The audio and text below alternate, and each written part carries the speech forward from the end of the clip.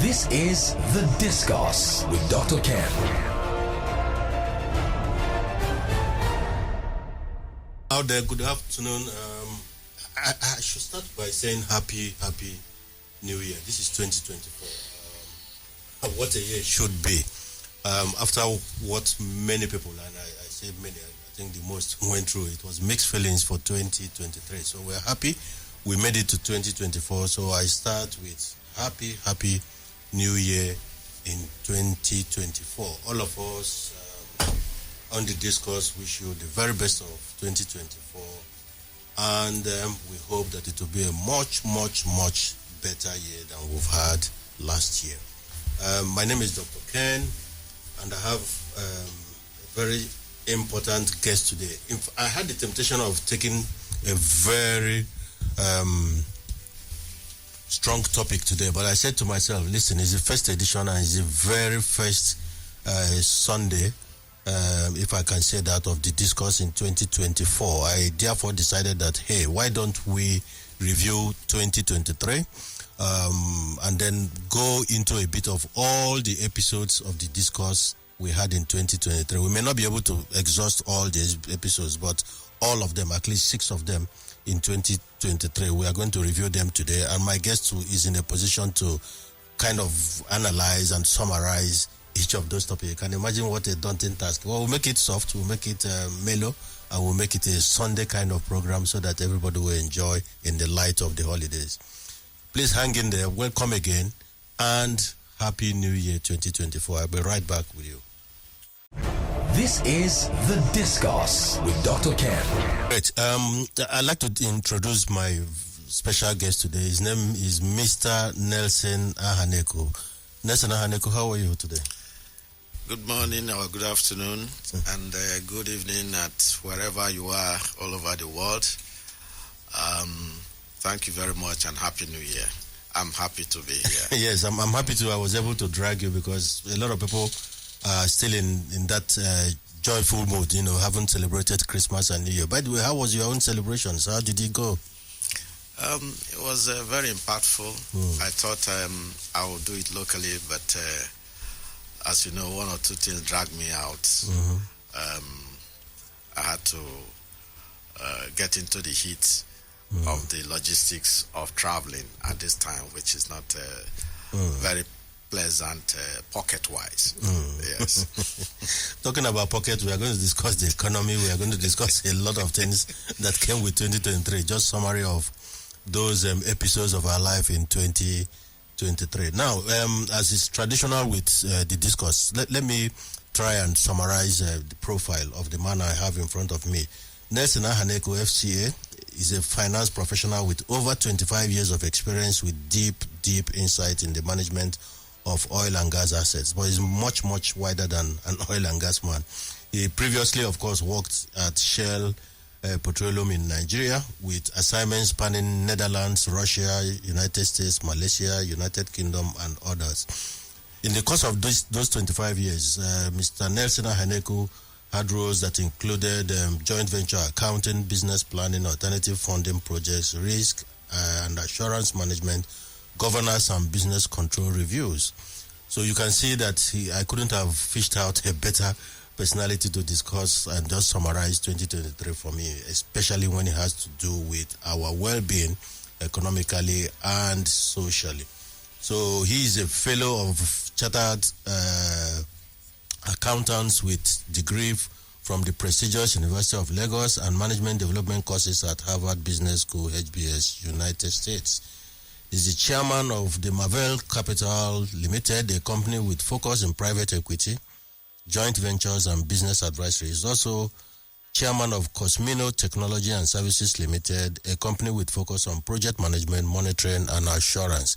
On my way to this place, somebody called me and Mr. Nelson, he asked me who would be my guest today, and I said it was Nelson Ahaneku. He said, that's a master of business wisdom. How did you come about that name, master of business wisdom?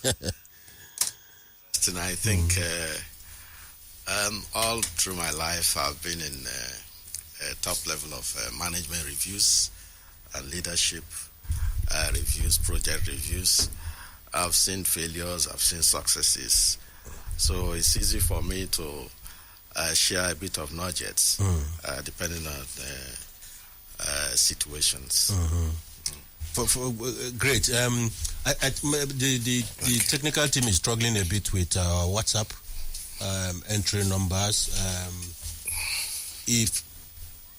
I hear they got it right now, so you can actually reach us on 090-921-72973. Fantastic. This has not worked all day, and Mr. Nelson brought us good luck. And of course, my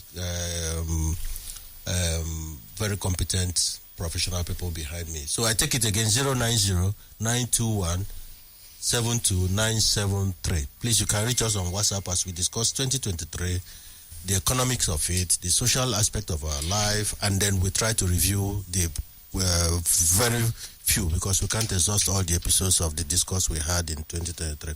Let's get into it, Mr. Nelson Ahaneku. Now, one of the major events in 2023 was elections. And you know, presidential elections, what it does to nations, what it does to the people, and what it does to the economy.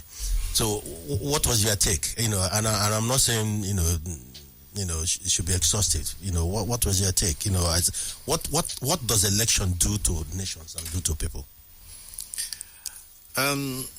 For us, for me, the way I look at it is that democracy is a focus. Is the vehicle to deliver governance. And for us, coming from the military, we still have quite a lot of military hangover. We consider it a success that indeed we've had 1, 2, 3, 4 transitions now from 1999. If you look at those transitions, 2 of them are pseudo-military, and then, we say 2 plus 1 of them have become pure civilians, as we know them. For those who try to see a silver lining, that seems to be an obvious good thing to talk about, that indeed we had a transition from one government to the other based on democratic ideals. Election being the tool to deliver that, there are quite a lot of comments you can make on it. Although there has been an outcome, that process that delivered it is still open to, as you can see, some of them are still in the Supreme Court as we speak. That should say quite a lot on that item. Okay, I'm happy. Presidential election and other ones that followed it it should come and end. You know, we want to get a situation where we just have elections and we have the outcome and we get on with it, and not a situation where the post-election becomes the activity instead of the election proper. So I think that was one of the major events of 2023. But as a consequence of all that and every other thing that came together, we had an economy that is better forgotten in 2023, if I can say. We had devaluation, we have currency change, and if you remember the Naira scarcity, we had, of course, inflation that came with it, and of course, and then food crisis. How did you live through Nigeria, and what was the feeling of people around you and the observations you had around all this? Devaluation, currency change, inflation, and the food crisis.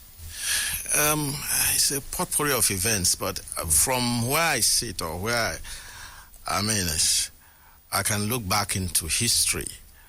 I wouldn't look at 2023 the way it's been described, or you have described it now as such. It follows for me, it followed a pattern that we have lived with over the years. That one year, the next years continue to get progressively worse, as it were, in terms of economy. And so it becomes a case of how does it affect you? I'm sure the people who have been appointed into government would not say that 2023 was bad for them. you know. But at least you mean for the generality of people. There are various indices to look at. You have mentioned currency devaluation. For people who have no business with dollar, the way it reports to them is increase in price, because we are very much exposed to an economy that is import dependent. So the moment the currency changes, which as it is, the change is negative now, it's always been negative, you'll find that the price of everything goes up. Even critical worse are the critical items, people who are taking drugs, that is normal medicine for common diseases, chronic diseases. They suddenly realize that it's gone up 3 times. As a matter of fact, the price of many drugs, common drugs, have gone up 3 times.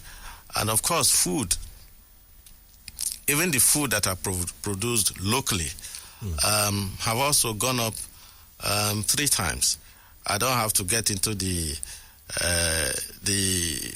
details of price of rice, price of beans, price of oil, and all of that. So what you see that there's a nexus, and there's something I think the government has to really look at to see how do you maintain stability in the exchange rate over time. I think that is very critical, so that there can be at least predictability and a steady state, and people can plan and run their life going forward. I'm happy you mentioned stability, because I was writing a thesis in development economics, like you know, and a classmate of mine, his area of concentration in his thesis was, is it about exchange rate or stability of the exchange? I know, and that was, he wrote his thesis on that. And in fact, I ran into him 2 days ago, and he was telling me, you can see 35 years after what I wrote in my thesis has come to force. So for a lot of people, the argument is not the exchange rate. I mean, as bad as it is, it could be 2,000. But what is important for businesses is the stability of the exchange. So I'm happy you mentioned that. I don't know for wherever you are, how 2023 panned out with you. In fact, I'm told that we can also be reached, since it's a special episode, first one, using our lines that you can call us through the studio. I could take 1 or 2 or 3 calls for today. And the number, if you want to call in, is 070-01-000-973. I take it again, 070-10-00-973. That is if you want to call in. Otherwise, if it's going to be a WhatsApp message, is 090-921-72973. 090-921-72973. That's if you are going to use the WhatsApp. Let's go into the discourse and the episodes. Sir Nelson Ahaneku. Now, my very first guest, I remember mid-year, was a bishop. We call him Bishop, and that is Victor Famubode. And he discussed artificial intelligence, and then it's still a rave, you know, but then we needed to really start with that, because if you don't understand conversation around AI today, then I wonder the planet you belong to. So the question I asked, not that I don't know, is... I thought it was Juado Shebanjo.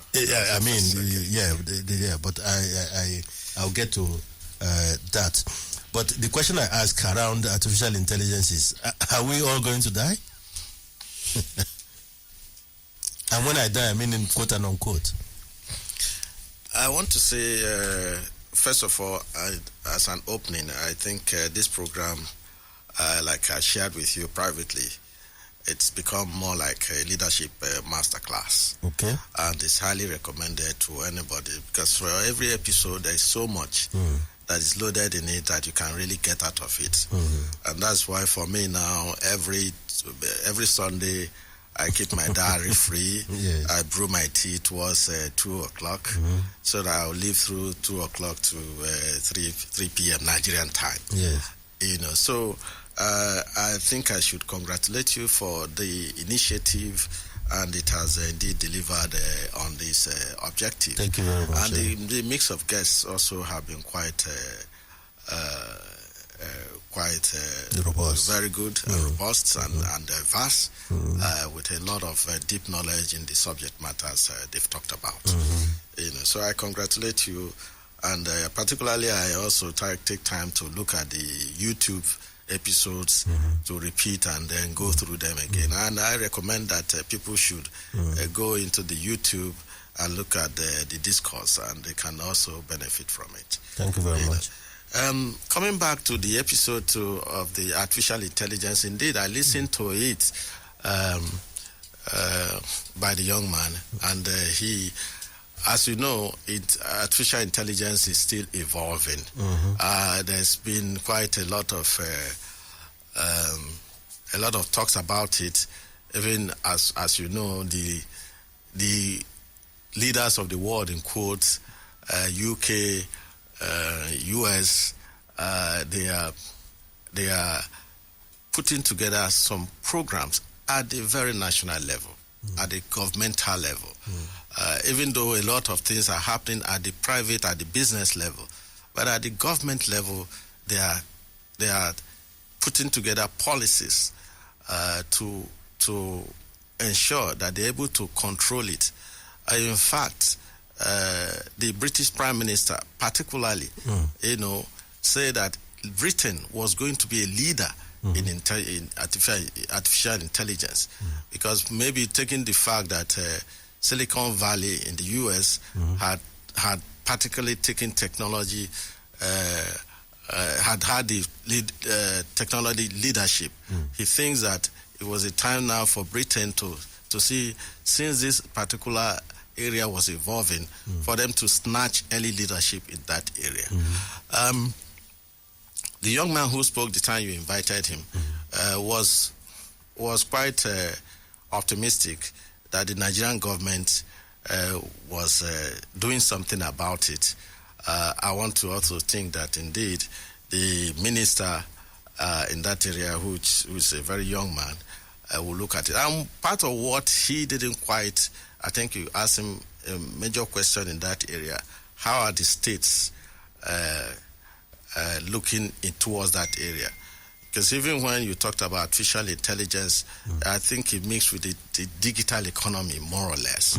And to say not smart states should not, smart subnationals should not wait for the federal government. They can actually leapfrog their development for their states by keying into the digital space, development space. I take an example. If say the good governor of Abia State decides to say, I want to lay fiber optics in my state, so that once you get into my state, in fact, your phone will be working, your everything will be working, your 5G, everything will be working. I'm sure quite a lot of businesses would like to migrate their servers or their what you call their system solutions to Abia State, and the multipliers are quite a lot. It's an evolving area, and like everything in Nigeria, we tend to wait until the rest of the world, Britain, America, would have defined it before we get into it. For me, my recommendation would be, let's not wait. Okay. Everybody's catching the fever at the same time. Yes, just like the train is not waiting for just anybody. like COVID. So it's just a phenomenon that's coming up, and everybody should just key in at the same time. Oh, that's great. Now we're going to take a quick break, and when I come back, I'll continue. My guest for today, who is reviewing and summarizing some of the topics of the 2023 Discourse episodes, is Mr. Nelson Ahaneku. I come back to you in a minute. Please hang in there. Thank you. This is The Discourse with Dr. Ken. Yes, welcome back. It's The Discourse with Dr. Ken in another great Sunday. The one that we are reviewing some of the topics we had on the discourse in 2023, and I have my guest, Mr. Nelson Ahaneku. During that 1 minute break, my producer reminded me that my very first guest was actually Biodu Shobanjo. What a great man. I mean, by the way, I should use this opportunity to congratulate Biodu Shobanjo, all insiders, because this man built the first truly Nigerian multinational Insight Communications that became 44 years old on the 2nd of January. So when I talk of masters of business wisdom and people who understand business transformation, business acceleration, and in fact, how to perpetuate businesses, they talk of Biodu Shobanjo. He was on the studio, he opened up the chapter of the episode, and he talked about leadership in business a lot, and that was quite an episode we had. Then from there, we went to the artificial intelligence, which Nelson has summarized, and a very important topic came after that, and Nelson, we are talking about the Japa phenomenon. I remember Charles Olojode was sitting here, and it was such a great episode we had. So greener pastures, they call it, this phenomenon called Japa. Some young people call it greener pastures. Is the grass always greener at the other side? Because why I ask is that this kind of immigration, according to visa information, has never happened in volumes and the scale we saw in the 2023. So why are these volumes? And secondly, is the grass always greener at the other side? What's your take? Hence, and it looks like a wave, as it were, but people were taking personal decisions, and if they have the resources, they would take actions that they think is best for them. And by the way, I mean, there's been quite a lot of books, articles written in this area. People suddenly realize that wave. People have been dying in the desert, crossing the desert. As you can see, even daily, we see people who were not dying on the sinking in the Mediterranean Sea, crossing over from Libya to Italy and Europe generally. But the one that I think, which the point you tried to make, is the one where the doctors are affected. Because that is now where the top cream. If you make excuses for people who go through the desert, you say, well, it's the underclass. Now, if your dollar cream is living, is something that should alarm everybody. Your guest put his fingers on it quite well. And again, for a 1 hour program, there was quite a lot to talk about, but there was not so much that could be squeezed in that hour. It's something we should really pay attention to. If you go to the hospitals, as you know, as you know me personally, that ecosystem is one that I am a bit familiar, because both my brothers, my sister-in-law, so many people around me are doctors and medical people. So I see a bit of first-hand, and as you know also from what the work I've done, resourcing is one thing which I take very seriously, and resource mapping. To say Nigeria should pay attention to say, where are my critical resources? Where are my critical people? What are they doing? Where are they going? It's too dismissive to say, well, anybody one of the ministers then said, well, there are enough doctors. There are not enough doctors. I see that, I hear that clearly, that even at Lutz, the place is becoming empty of doctors. So you can make all your money now, and just pray that one little does not happen to you, and there has to be an emergency. There are not many people to treat you. Even when you have your money,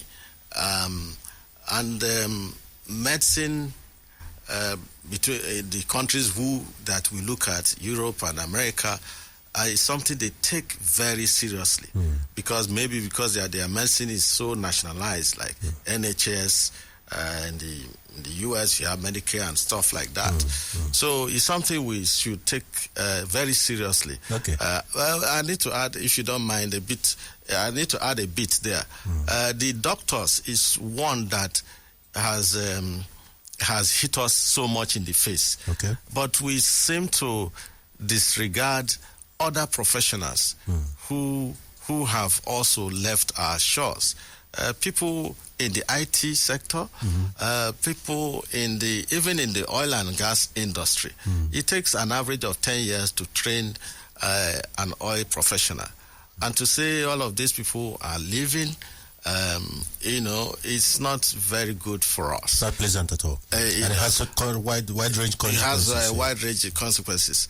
And then the other side of it, even the Japan, your students, the people who are leaving to Europe, it might well be part of the collapse of the exchange rate you're talking about. Because they said, I think one of the statistics I saw, UK said they issued 165,000 visas, I think last year, compared to less than 1/3 of us that the previous year. And all of these people, they will buy tickets in foreign currency. They will take at least pocket money, as it were. And then for those going to school, you are paying school fees. If you put all of this together, they really impact on the exchange rate you are talking about.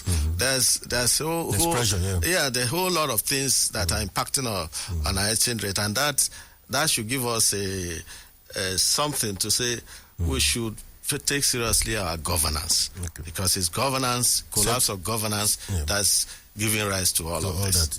You couldn't be quite right, but there's a flicker of hope around the Japa syndrome. Let me share with you the Indian experience and compare that with the Nigerian experience. Indian inward remittances in 2002, for example, hit $108 billion. For Nigeria, through their Japa kind of syndrome. For Nigeria, the peak was 2018, which was even smaller than what we had in 2022. But we just, was able to rake in $24 billion. There's a huge economy around the diaspora remittances that come from people who have left. But what can Nigeria do? You talked about governance. I'm taking governance seriously because there's a flip side to this. Yes, it has happened, but what can you do to take full advantage of this? And for me, these are low-hanging fruits. Well, fair point.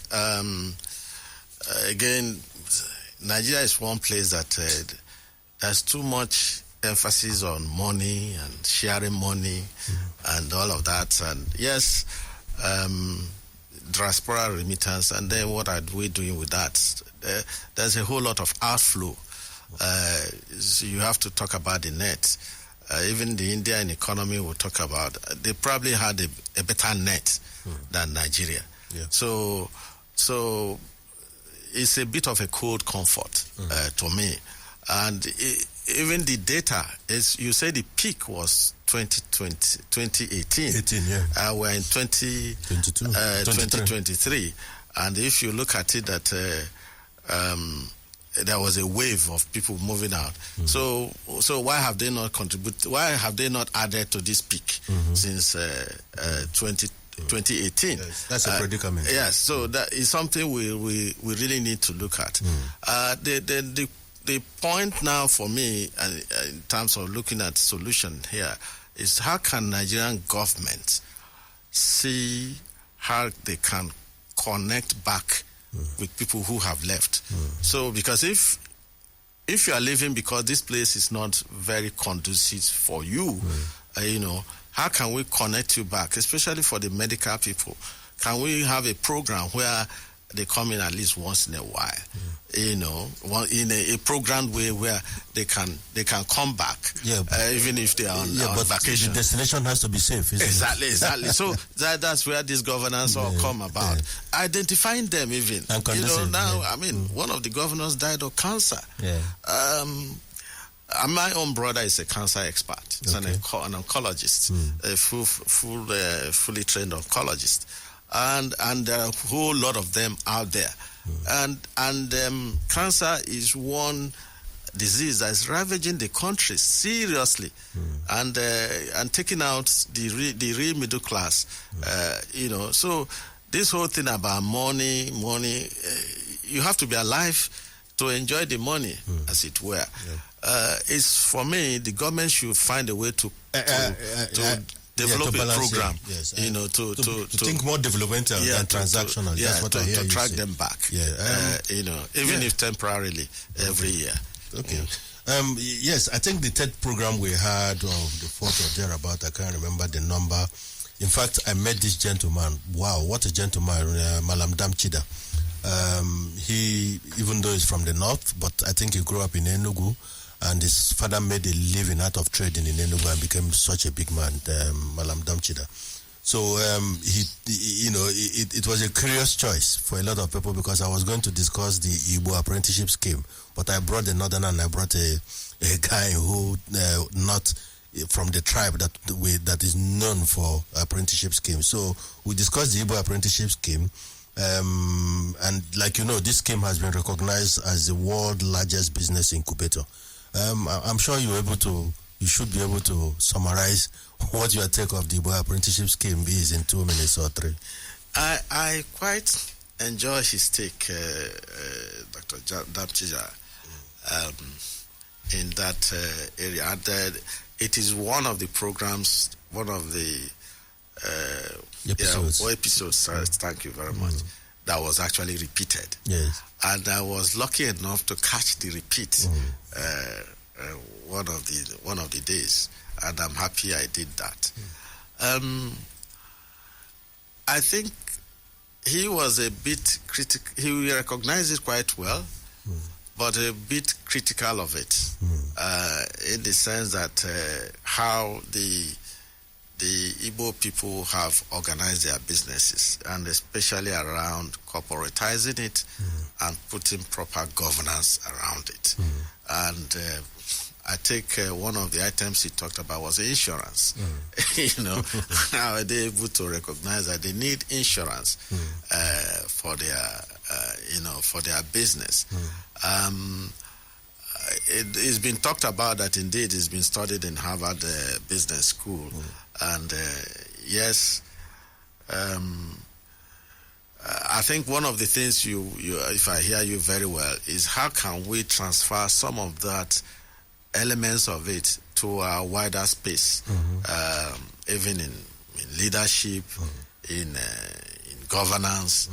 Can we borrow something out of it? And the fact that it's able to also take people off the streets early enough, because these people who they didn't really have, because their parents were poor, they could have well been on the streets because they didn't have education. Somebody takes them under their wings to teach them trade, and then they become billionaires after and contribute to society. It's something that actually to study. And then I think there was also something around education, giving people education in that scheme. In that scheme. And if I recall, I think during the time of P2B, he talked about. I think there was something around developing programs around that. Where even though they are on apprenticeship, for them also to be getting formal education along the line. It's something to think about. Expand, yes. So it was such an interesting program. Very, very interesting. So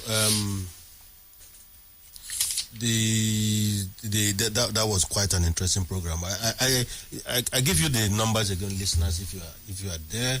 My WhatsApp number is 090-921-72973. 090-921-72973. So you can please send in your message. I've seen a couple of messages, but before I wrap up today's program, I'll take 1 or 2 or 3, depending on how much time I have left. So after the apprenticeship scheme, Mr. Nelson Ahaneku, we went into wealth creation and man. What an interesting lady, Davida Echetabu. it was quite interesting. And, in fact, during the program, I asked her if she was a gold digger, and she said yes, because she was able to relate gold digging to wealth creation and so forth and so forth. So the question then was, how do we create lasting wealth? And the components of it, which is money, wealth, and in fact brought spirit into it. So how do you link and all this together? She said a bit of it is spiritual, money, wealth, and spirit. So and I asked her the question: is it better to inherit the gratitude of your father than his building?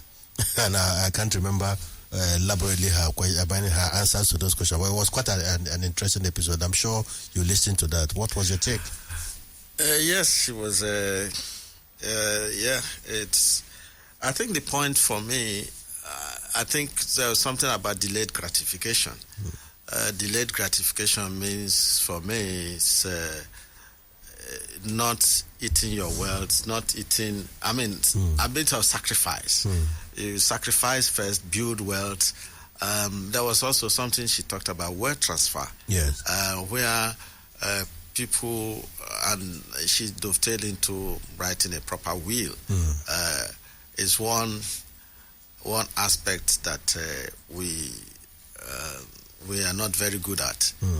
People die and people fight over their estate. And it's something like that. But what I take away, the strong point I take away from her is the wealth transfer and delayed gratification, also letting your words know what it means to create wealth. So it's not just what happens a lot of time. People go through a lot to a lot of people who you see are wealthy are people who had nothing. And they went through thick and thin to be what they are. Yes. But somehow their next generation are not able to be that resilient and able to replicate that or even sustain it. Exactly. So it's some advice there that which she gave, which I think I really align with, to say how do you make the next generation, train them to know that they don't have to work hard for everything they earn, and build their own wealth as well, and expand it and retain it, This is the Discourse. Okay, we have, before I go into the next episode for your summary, Nelson Ahaneku, I'm very sure a message was coming in from the United Kingdom. It came in two parts, but maybe I should take the next episode so that when I get a complete version of that message, I could read it out to you. Messages are coming in from all over Nigeria, and then this one is from the United Kingdom, and it's quite interesting, and I promise you that I will take that. Now, the next I took on the discourse was the big business of sports. And this is an area that really resonates with me, because I know what sports can do, not just as an entertainment, not just for engagement, not just for the excitement it brings, but the economics around it, the economics around football especially, and then sports as an instrument of policy strategy, and then, if you like, as an instrument of national cohesion, national security, etc. My position has always been that this is the biggest property, lowest hanging fruit, Nigeria has. And if I were to be president of Nigeria, my first three best ministers will be around sports, so that I can harness this property, not just for the economics of it, but the national security aspect of it. So that we had the discourse, and I think it was DJ Omoto Ibo that did justice to that program. So did you? I'm not too sure, because every time sports come, you smile and you giggle. You understand the economics about it, but it's not something you follow keenly. What was your take on that program, that episode? For me, I like the fact that you've taken a bit of an extra. You've gone the extra mile to invite people to talk about sports and football. I think one was Deji, the other one was Larry. Yeah. Larry Zamoje, yes. Yeah, Larry Zamoje. Yeah. I want to take it a little bit different here.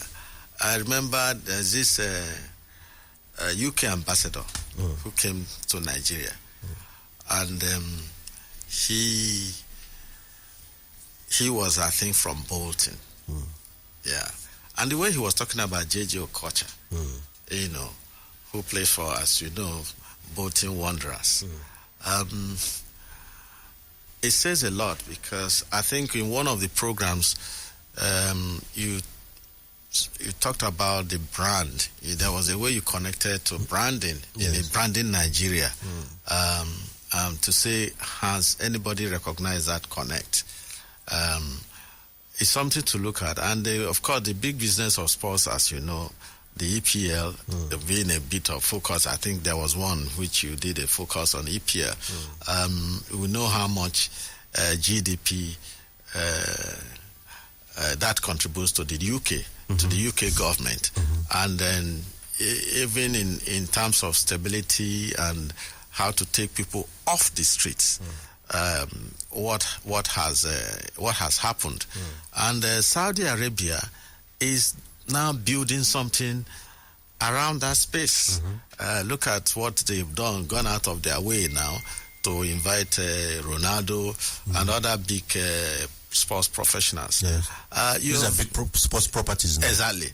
Now you've actually made it a sing-song over time. I think you used to run a sports business in time. I connect with you when you say that indeed, have we sufficiently paid attention to it? Have we also, the EPL, the amount of money we Nigerians spend on the EPL? For example, Nigerians go to England. Quite a lot of people who go to England every weekend to watch, their darling teams. Then for those who don't go, they're all subscribing to DSTV. I think quite a lot of the DSTV subscription is actually because of sports, and you know how much it is. I have the number. So when you now say, when you now say your currency is under pressure, it's all part of it. That's ready. So I think that and it's not as if it's not been done in the past. It's not as if we've not had football teams in the past, like Abiola Babes, like Rangers, that people look forward to, and I connect with you to say, I think there are other programs, other episodes that we can come back to around entertainment, to say, when the president picks his ministers, is those sports ministry, is it one of the juicy ministries? Is it one of the ones he says, is there any scramble around this one is very dear to me? Just as he says petroleum is dear to me, I'm minister of petroleum. Can he say I am minister of sports? And I think that needs to send the right message. I'm happy we're spending a bit of time there, because this is a subject I still believe that this can help us release the social tensions and free and engage our young people so that they become far more productive. It's a big deal for Nigeria. And there was a point Deji made in one of the cases where I think, was it New York? In New York, one of the teams, anytime they are playing, that crime reduces by 50%. No, I said it because I had the statistics. It was my numbers. It was you. Crime actually reduces when there is Champions League games on Tuesdays and Wednesdays. Crime in the UK goes down by about 51%. So that says a lot. And this is for the benefit of even our young people who follow, not just young, everybody who follow their darling foreign teams, as against the local ones. And what people don't understand is not always about who wins the EPL. I see this big debate. In fact, it goes to fisticuffs sometimes about who wins the EPL. Your team have not won in 10 years. It's not won in blah, blah, blah. And I support Arsenal, Manchester United, Man City. Now is the rave. That is not what fanship is all about. Let me give you a bit of history and data about Luton Town that is in the EPL now. You see, that town, that club is 138 years old now. It's located 30 miles from northwest London. Acquired for just $7 in 2003. $7. Luton Town first ground was a joke. In fact, it was next to a rail line. Team forced to move after their players and fans because people had to move their players and fans because they complained about being unable to see the ball because of the smoke from the train. To tell you how remote, but you can imagine the number of fans they have. In fact, the current stadium, which is Kenilworth Road, if you know the UK very well, isn't any better. It was built in 1905, over 120 years ago. And it seats just 10,356 fans. Fans walk through people's houses to enter the stadium as we speak. So you can imagine the mix of culture and everything. Yeah. But this is an ancient history because Luton Town is headed to the EPL and is now in the EPL. And in doing so, they won £200 million in addition to revenue just for promotion into it. So imagine what £200 million is today. So Luton Town FC annual revenue 2022 is 20 million, 2023 200 million projected. Luton Town has gone from 5th division to the 1st division in just 9 years, becoming the first in history to make it from the amateur league to the EPL in less than a decade.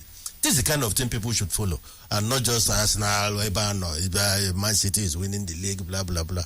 That's not what football is about, So if anybody is listening and is imagining what this can bring, I just talked about just a component. From there, we went into the creative economy, and I'm very sure you enjoyed that episode with Obi Aseka. It was people are still writing, people are still calling. Alongside the apprenticeship scheme, this one too is one that people are saying, can we have a 2.2? And I promised them, and gratefully, Obi Aseka has agreed to not only be on the panel as special guest in our live program. By the way, we'll have a live discourse coming up on the 23rd of January at the Civic Center live. So you can imagine what a show is it. And Obi Aseka will be leading us on the creative economic discussion. So there we discuss how do creatives understand to tap from financial institutions. Because you're a big finance man. And this is still a pain point for the creatives. How do they understand to tap from financial institutions?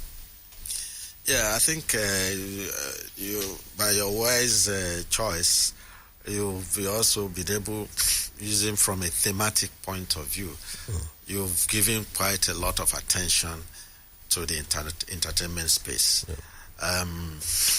You've invited Obi Aseka, Mofedamijo, Oke Bakassi, I think, and if you tie the nexus to also football, so it's all part of entertainment, so you have really given and it's not for nothing. In 2014, the Nigerian government then rebased the economy and discovered that indeed so much was coming from the entertainment industry. In fact, it was not recorded then. It was from the review they did, they suddenly realized that it should be given its own different header and the GDP measurement. So to say that it's important is more than an understatement. So I think the Obi Aseka interview was given his background. He was both a practitioner and a leader in that space, and he was able to balance his views. And he clearly showed that he knew his onions. He was also involved in development planning, representing the creative industry for the Nigerian government. So it was quite, and he clearly showed indeed there was a lot of space, a lot of things in that space, and a lot of development in that space. And he was also very optimistic that indeed that space contributes quite a lot. It was, I think, Mofedamijo who laid a bit of emphasis on how that space could be funded, and we had a bit of debate on it. to say, well, banking has not changed significantly in the past 100 years, really.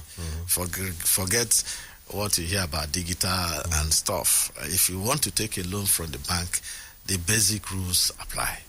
Whether you are in Nigeria, you are in the UK, you are in America, the basic rules apply. And they won't do it differently for you.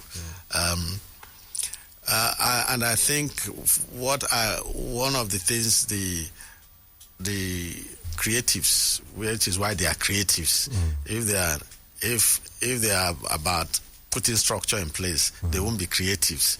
So they have to find a way to divorce themselves from the organization part of it, because they are not very good at it. And then the organization, the consultants will help them to put the organization together to access structure finance. Yes, you need the structure. That is what I would recommend to them. Okay. I hear you loud and clear. Now there's this message that has been persistent, so let me read it. It's from the United Kingdom, and it's from OKFOB.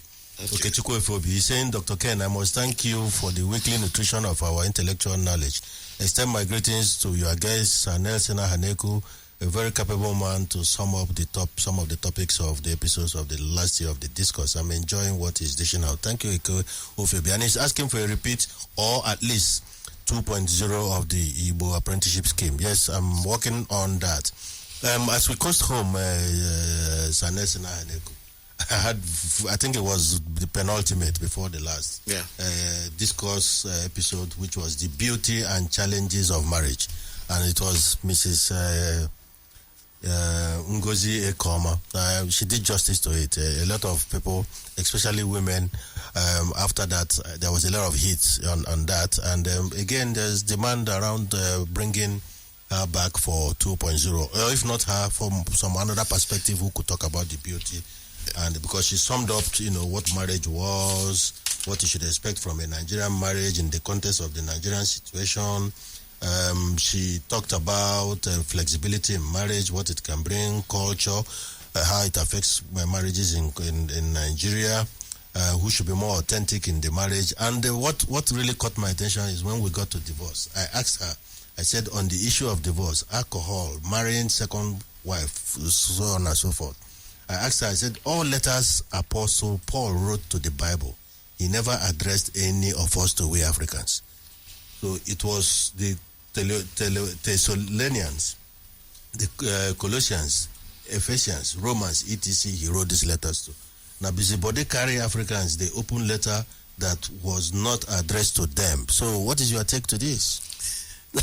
Again, as we close home, because again, time is never a good before the hour is gone. Yes. In the themes, the way you also introduce the women into it was very, really commendable. The softer side of things around marriage. First of all, you brought the woman who was a CEO, I think Mrs. Ijogun, much earlier, being able to combine her work-life balance, leading the home. And this Mrs. Ekoma also, as everybody knows, she's a businesswoman, very well diverse and big in business. But she was able to talk about marriage in the very most, in the very basic form, and because a home builds the society, and broken marriages. The probability of children from broken marriages surviving is a bit lower than when people are together. And she was very basic in talking about marriage. And one of the things I took her from there was respect in marriage. And I think she should she should open another shop for marriage counseling, and especially to give some tips, some home truths. Because sometimes people think because there's new technology, modern things. I mean, marriage is probably the oldest institution that God created. So if it's that old, that means the rules around it is as old as it is, and he was able to bring out those rules. Yes. And I really commend her, and I enjoyed that moment with her. That's great. Yes. I know time is going. I know you didn't talk about Bismarck. Yes. Bismarck contribution. I think I enjoyed his time as well, and there was something around signaling the confidence that the external world has in what you are doing, and I think I align with him on it. And from my own experience, for me, I think this country is looking more now like a pond. You know, a pond, you fish, you stay somewhere outside. You can fish from the pond with your string without your leg touching water. You know, I think there's not enough confidence in this economy. I know some years back when I fly KLM, half of the people will be Dutch people coming to Nigeria, and we flew recently. I mean, how many Caucasians did you see on the plane? It was only Nigerians, and we talk about foreign investment. Foreign investment, it will be all. It will be all dreams if we don't create a confidence, the signaling that enables people to have confidence in you, to even think that they can sleep over here, just even sleeping over, you know. Talk less of leaving some of their money here, and that will also be a root cause, because the same amount of money has been leaving this country. We've been producing oil, we've been exporting. You know, does it come back? And I think it's something we need to have another look at. You know, Thank you very much, Mr. Nelson Ahaneku, for your time. To listeners, I will say Happy New Year again. This is 2024. What we wish you from here is the very best of 2024. We are very confident that we'll have a better year ahead of us. As we coast home, before we say goodbye finally, Mr. Nelson, as the tradition is that you give us one Nigerian, African, or your native proverb. What will be your proverb for the week? Well, it's a bit, I will say it and interpret it, or rather translate it. I won't interpret it. I say, Ana agbo chinti na aresule. That is, you don't tell the deaf that war has broken out. You know. But if he can see it, he can feel it and he can hear it. So it looks like we are in that situation in Nigeria, and we need to buckle up. Thank you very much. And what will be your song as we close the episode for today? Yeah, I will take Kenny Rogers, The Gambler by Kenny Rogers. Thank you very much. As the producer finds Kenny Rogers, The Gamblers, I want to use this opportunity again to say Happy New Year to all you listeners. We are going to have a fantastic premium edition of the Discourse on the 23rd of January, where the Civic Center, Prestigious Civic Center on Ozumba Mbadiwe, 23rd of January. Just listen to the promos that will start tomorrow and watch that space. It's going to be fantastic. We'll bring the very best from each subsector of our industries, captains of industries, CEOs, top marketing directors, people in government, people in policy. We'll bring them together, just 150 people. So if you're lucky, you'll be in that space on the 23rd of January, and we'll have the Discourse live at the Civic Center. Looking forward to seeing you there. For today, I thank you very much for listening, and have a very good Sunday and week ahead of you. Thank you very much. Bye. Thank you very much. And that's it on The Discourse with Dr. Ken.